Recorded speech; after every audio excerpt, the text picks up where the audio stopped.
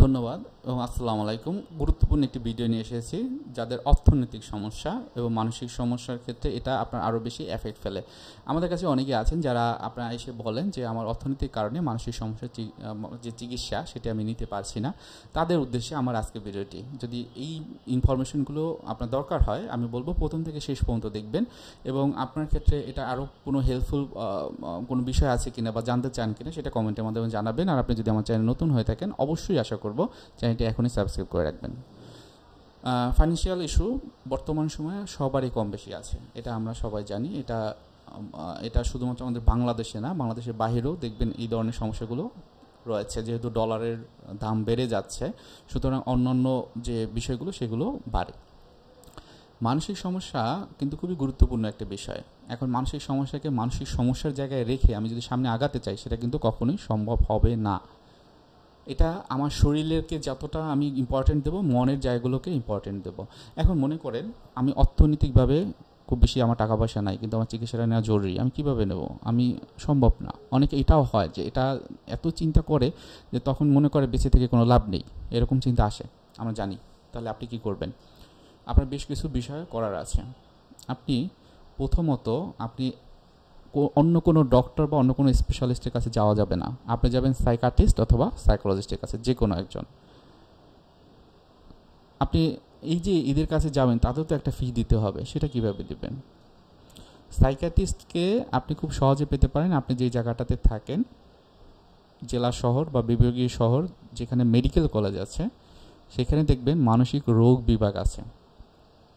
সেখানে যাবেন, যে আপনার এই যে বর্তমান সমস্যাগুলো হচ্ছে, যেটা মনের সমস্যা, তার জন্য সাইকিয়াট্রিক যে ট্রিটমেন্টটা রয়েছে অর্থাৎ ওষুধের চিকিৎসা সেটি নেবেন।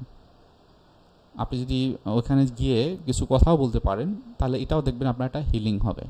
তাহলে কি হলো, আপনি যখন সরকারি হাসপাতালে যাচ্ছেন আপনার একটা টিকিটের মূল্য 10 থেকে 20 টাকা, এবং ওখানে যখন যাবেন আপনি দেখবেন যে আপনাকে কিন্তু চিকিৎসাটি করার ক্ষেত্রে আপনি যেমন ওষুধের চিকিৎসাটি পাবেন, সাথে সাথে আপনি এখানে ওষুধও পাবেন অনেকটা, সরকারি যেহেতু কিছু কিছু ওষুধ পাবেন এখানে। পরবর্তীতে যখন যেতে বলবে তখন যাবেন আপনি এখানে, আবার যাবেন। যখন দেখবেন মনটা একটু স্থির হয়েছে, আপনার দ্বিতীয় যে কাজটি হবে সেটা হলো কাউন্সেলিং বা সাইকোথেরাপি। কাউন্সেলিং বা সাইকোথেরাপিটা আপনি খুব সহজে পেতে পারেন, বিনামূল্যেই পেতে পারেন, সেটা আমি বলছি একটু পরে। তো আপনার প্রবলেমটা যদি সিভিয়ার হয় প্রথমে সাইকিয়াট্রিস্টের কাছে গেলেন, চিকিৎসাটি আপনি মেডিসিনের মাধ্যমে নিলেন। যদি এমন হয় যে আপনার প্রবলেমটা অনেক বেশি ক্ষতিগ্রস্ত করছে আপনাকে, তখন আপনাকে কিন্তু এই ওষুধের সাথেও আপনাকে কাউন্সেলিং দরকার হবে। তো সেই ক্ষেত্রে আপনি যদি ঢাকার বাইরে থাকেন আপনি একটু নেটে সার্চ দিয়ে দেখতে পারেন যে আসলে কারা অনলাইনে কাউন্সেলিং করায়।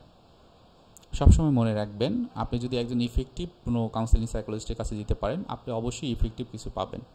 আপনি যদি না যেতে পারেন, আপনি যে ওষুধটা খান না, আপনি ভুল যদি ওষুধ খান তাহলে কি হয়? সাইড এফেক্ট হয়। তো ঠিক এটাই সাইকোথেরাপি বা কাউন্সেলিংয়ের ক্ষেত্রে যদি নন প্রফেশনাল কারো কাছে যান সেটিও আপনার হওয়ার সম্ভাবনা থাকবে। তো এটা আরও বেশি জটিল, কারণ এখানে লাইফের একটা পজিশন থাকে এবং আপনার মনের কথা, অনেকেই হয় যে মনের কথাগুলো বলে, প্রপার ট্রিটমেন্টটা যখন পায় না তখন কিন্তু তার আরও খারাপ অবস্থা তৈরি হয়। তাহলে আপনি কি করবেন? আপনি মোটামুটি দেখবেন যারা প্রফেশনাল কাউন্সেলিং সাইকোলজিস্ট, এটা এই ক্ষেত্রে চেক করার একটা উপায় আছে, সেটা আমি বলতেছি। আপনি দেখবেন যে যারা ঢাকা বিশ্ববিদ্যালয়ে যারা অনার্স বা যেখানেই করুক না কেন মাস্টার্স, যেটা প্রফেশনাল ডিগ্রি, কয়েকটা ডিপার্টমেন্ট দেয়। এক হচ্ছে এডুকেশনাল কাউন্সেলিং সাইকোলজি ডিপার্টমেন্ট, যারা কাউন্সেলিং সাইকোলজিস্ট যারা ওখান থেকে বের হয়। এটা হলো ঢাকা বিশ্ববিদ্যালয়ের লিফটের 4 নম্বরে অর্থাৎ 5ম তলায়। এখান থেকে যারা বের হয়ে আসছে পড়ালেখা করে তাদেরকে আপনি দেখাতে পারেন। এছাড়াও ওখানে আছে ক্লিনিক্যাল সাইকোলজি ডিপার্টমেন্ট, সেখানেও ক্লিনিক্যাল সাইকোলজিস্টরা থাকেন। তারা যদি অনলাইনে সাপোর্ট দেন, কারা কম টাকাতে দেন একটু কথা বলে নেবেন বা আপনার প্রবলেমগুলো শেয়ার করবেন। এরপর আপনি যদি এমন হয় যে এটা মোটামুটি কিছু টাকা দিতে হবে, এটা এর কারণে কারণ আপনি তো ঢাকাতে থাকেন না, ঢাকার বাইরে থাকেন, অনলাইনে চিকিৎসা নেবেন, সো এটা আপনাকে হেল্প করবে। আপনি যদি ঢাকাতে থাকেন বা ঢাকাতে আসা যাওয়া আপনার জন্য সহজ হয়, কয়েকটা হসপিটাল আছে যেখানে আপনি গেলে এই যে কাউন্সেলিংটা ফ্রি পাবেন। কাউন্সেলিংটা এমন হতে পারে 1000, 1500, 2000, 3000 টাকা হতে পারে, কিন্তু এই সব জায়গায় গেলে একদম বিনামূল্যে আপনি পাবেন। সো এখানে যারা আছে তারা হচ্ছে ট্রেইনি কাউন্সেলিং সাইকোলজিস্ট। ট্রেইনি কারা? ট্রেইনি হচ্ছে তারা এখানে মাস্টার্স প্রোগ্রাম করার একটা মানে পার্সপেক্টিভে এখানে 3 মাস বা 6 মাসে ইন্টার্নি করে। আপনি এই চিকিৎসাটাই তাদের মাধ্যমে পাবেন। আর যখন মাস্টার্সটা হয়ে যায় তখন তারা যখন এমফিলটা করে তখন তারা ক্লিনিক্যাল সাইকোলজিস্ট অথবা কাউন্সেলিং সাইকোলজিস্টের যে উপাধি সেটা পায়, তারা ডেজিগনেশনটা তাদের ভিতরে হয়। সো যখন সে ওই হসপিটালে থাকে এবং তখন আপনি তাদের কাছ থেকে কাউন্সেলিং নিতে পারেন। আপনি কোথায় পেতে পারেন? আমি যদি 1 নম্বরে বলি NIMS, শুনেছেন নাম কখনো? জানাবেন কমেন্টে। National institute of mental health. এটা হলো মেন্টাল হেলথ হসপিটালটা হচ্ছে যে এটা হলো শ্যামলীতে অবস্থিত। শ্যামলীতে আপনি যদি আসেন হার্ট ফাউন্ডেশন যে হসপিটালটা রয়েছে ওর থেকে কাছে একদম পাশাপাশি, অথবা আপনি যদি শ্যামলীর আগে যে শিশু মেলা আছে সেখান থেকে নেমে কিছুটা সামনে গেলেই মানে মানে ওই দিকটায়, আপনি যদি হচ্ছে যে ওটা হলো যে আবার হসপিটালের ওখানে যদি যেতে চান তাহলে আপনাকে শিশু মেলার ওখান থেকে ব্যাক করতে হবে, একটু পিছনের দিকে যেতে হবে আসাদ গেটের দিকে। সো এটা আপনি পারেন। এটা হলো 1 নাম্বার। ওইখানে আপনি কাউন্সেলিং সাইকোথেরাপি পাবেন এবং এটা আপনাকে যেটি দেবে যে এটা এখানে গ্রুপ থেরাপি করায়, ওরা ইন্ডিভিজুয়াল কাউন্সেলিং করায়, বিভিন্ন রকম কাপল কাউন্সেলিং এখানে হয় এবং এটা সপ্তাহে অনুযায়ী বৃহস্পতিবার হয়, বুধবারে হয়, মঙ্গলবারে হয়, এরকম আলাদা আলাদা হয়। যেমন আপনার ভিতরে যদি OCD থাকে তার জন্য এখানে চিকিৎসা আছে, ডিপ্রেশন বা অ্যাংজাইটি থাকলে তার জন্য আলাদাভাবে গ্রুপ থেরাপি দেওয়া হয়, সিজোফ্রেনিয়ার জন্য আলাদা গ্রুপ থেরাপি হয়, ড্রাগ অ্যাডিক্টেড যারা তাদের জন্য আলাদা গ্রুপ থেরাপি হয়। সো এটা আপনার ক্ষেত্রে একদম বেস্ট হতে পারে, কারণ এখানে সাইকাট্রিস্ট এবং সাইকোলজিস্ট বা সাইকোথেরাপিস্ট এদেরই একটা জায়গা। এবং এই যে মানসিক স্বাস্থ্য ইনস্টিটিউট এটা কিন্তু বাংলাদেশের 2টা যে সরকারি যে হাসপাতাল রয়েছে, একটা হলো পাবনা মানসিক হাসপাতাল আর একটা হলো এই যে NIMS। সো এখানে আপনি গেলে আপনি কাউন্সেলিং সাইকোথেরাপি পাবেন, মেডিসিনও পাবেন। এটা হলো সবথেকে বেস্ট হবে আপনার যদি টাকায় সমস্যা থাকে, ফাইন্যান্সিয়াল প্রবলেম। আর পাবনাতেও আছে, কিন্তু পাবনাতে ক্লিনিক্যাল বা কাউন্সেলিং সাইকোলজিস্ট আমি যতদূর জানি এখন পর্যন্ত প্র্যাকটিস করে না, কিন্তু আপনি সাইকিয়াট্রিক মেডিসিনটা ওখানে পাবেন, সেখান থেকে সাইকিয়াট্রিক মেডিসিনটা আপনি নিতে পারেন।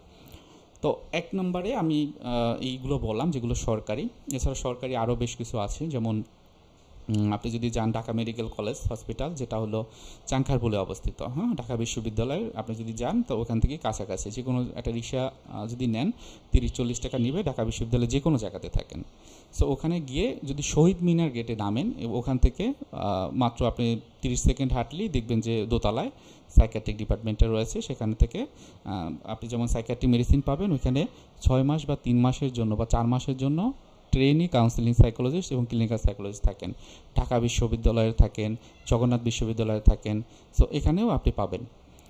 তারপর আরও যদি আমি বলি, তারপর হলো সলিমুল্লাহ মেডিকেল কলেজেও আপনি পাবেন, এখানে কাউন্সেলিং সাইকোলজিস্টই আছেন, যদি সিরিয়াল নিয়ে আসতে পারেন সেটা ভালো। মিডফোর্ড হসপিটালে, যেটা হলো পুরানো ঢাকাতে অবস্থিত, তো সেখানেও আপনি কিন্তু এই যে কাউন্সেলিং বা সাইকোথেরাপিটা পাবেন, সাথে সাথে সাইকিয়াট্রিক মেডিসিনটাও আপনি একদম কম দামে 10 টাকা বা 20 টাকার একটা টিকিট এটা আপনি পাবেন। এবং সবথেকে একটা ইম্পর্টেন্ট বিষয় কি জানেন, আপনি এই টিকিটটা কাটার পর আপনার যদি এখানে মানে এমন হয় যে রোগীকে ভর্তি করাতে হবে, সেটাও কিন্তু এই 10 টাকার টিকিট কেটে আপনাকে ভর্তি হতে হবে। তারপর আপনার অনুযায়ী খুবই কম টাকায় আপনি থাকতে পারবেন। বাইরে থাকতে যে খরচ তার 10 ভাগের 1 ভাগও খরচ হবে না এখানে এই ধরনের চিকিৎসাটা আপনি নিতে পারবেন যদি খুব সিভিয়ার কন্ডিশন থাকে। সো এই কয়েকটা জায়গাতে খুব ভালো কাজ হয়। এবং পিজি হাসপাতাল রয়েছে, যে অনেক সময় দেখা যায় যে বড়দের সমস্যা ছাড়াও অনেক সময় শিশুদের যে সমস্যাগুলো হয়, ওখানে ইপনা আছে, সেখানে আলাদা আলাদা বা এডুকেশনাল সাইকোলজিস্টরা রয়েছেন, তারা কিন্তু চিকিৎসাটা দিয়ে থাকেন একদম কম মূল্যে। সো এটাও আপনারা নিতে পারেন। যে কোনো রকমের অটিজম, ইন্টেলেকচুয়াল ডিসএবিলিটি, ADHD, এই ধরনের চিকিৎসাগুলো আমি বলবো পিজি হাসপাতাল আপনি যদি যান সেক্ষেত্রে ভালো চিকিৎসা এখানে পেতে পারেন। সো এগুলো কিন্তু সব হলো মোটামুটি ঢাকার ভিতরে বললাম, আর যারা ঢাকার বাইরে আছেন তাদেরকে বললাম যে ওইভাবে আপনি চিকিৎসাটা আপনার নিতে পারেন। তো কিছু কিছু ক্ষেত্রে আপনাদের ফ্যামিলিগত কারণে কিছু চ্যালেঞ্জ হয়, সেক্ষেত্রে আপনি অবশ্যই এটা বোঝানোর চেষ্টা করবেন অন্তত ফ্যামিলির মেম্বারদের, যে মনের রোগটা আসলে আমাদের ব্রেনের রোগ, ব্রেনে যদি হঠাৎ করে একটা আঘাত লাগে, এটা রক্ত জ্বরে, তখন আমরা যাই না একজন ফিজিশিয়ানের কাছে, ডক্টরের কাছে, ওটা তো দেখতে পাই, কিন্তু আমার মনের ভিতরে যে আঘাতটা সেটা কিন্তু আমার ব্রেন থেকেই আসে। ব্রেনে যখন নিউরো ট্রান্সমিটারগুলো সমস্যা থাকে, বা মনে করেন নিউরো ট্রান্সমিটারগুলো যখন সঠিকভাবে যে কাজগুলো সেগুলো করতে পারে না, তখন সমস্যা হয়। নিউরো সার্কিট, বিভিন্ন রকম নিউরন, এগুলোর কারণে হয়। সুতরাং এই যে ইন্টারনাল প্রসেসের যখন সমস্যা হয়, তখন অবশ্যই আপনাকে একজন এরকম যারা সাইকিয়াট্রিস্ট আছে বা কাউন্সেলিং সাইকিয়াট্রিস্ট, তার কাছে যেতে হবে। সো মোটামুটি এটাই আমার বলার ছিল। লাস্টে আর একটা বিষয় যেটা আমি মানে এখানে ইনক্লুড করতে চাচ্ছি, সেটা হলো আপনি যখন সরকারি কোনো মেডিকেল কলেজে যাবেন, ওখানে দেখবেন এটা হলো সমাজ কল্যাণ অধিদপ্তরের এরকম একটা অধিদপ্তর থাকে, এনএএমএসেও আছে। আমি যখন ইন্টার্নি করি তখন আমি দেখেছি, এটা পাবনা মানসিক হাসপাতালেও আছে আমি যতদূর জানি, যখন এখানে ইন্টার্নি করি তখন আমি দেখেছি।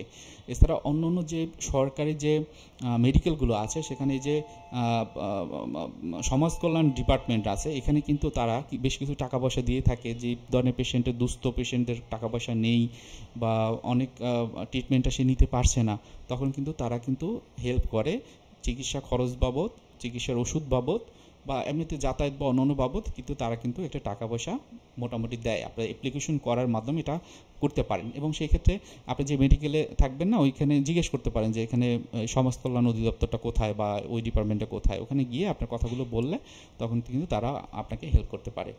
তো ধন্যবাদ। অনেকে প্রশ্ন করেন, এই প্রশ্নের ভিত্তিতে মোটামুটি এলোমেলোভাবে গুছিয়ে বলার চেষ্টা করেছি। কারো কোনো প্রশ্ন থাকলে অবশ্যই কমেন্টে জানাবেন। ভালো থাকবেন, সুস্থ থাকবেন। যে কোনো বিষয়ে জানার থাকলে কমেন্টের মাধ্যমে জানাবেন। আর আপনি যদি আমার চ্যানেল নতুন হয়ে থাকেন, আশা করেছি অলরেডি আপনি আমার চ্যানেলটি সাবস্ক্রাইব করে রেখেছেন। ধন্যবাদ।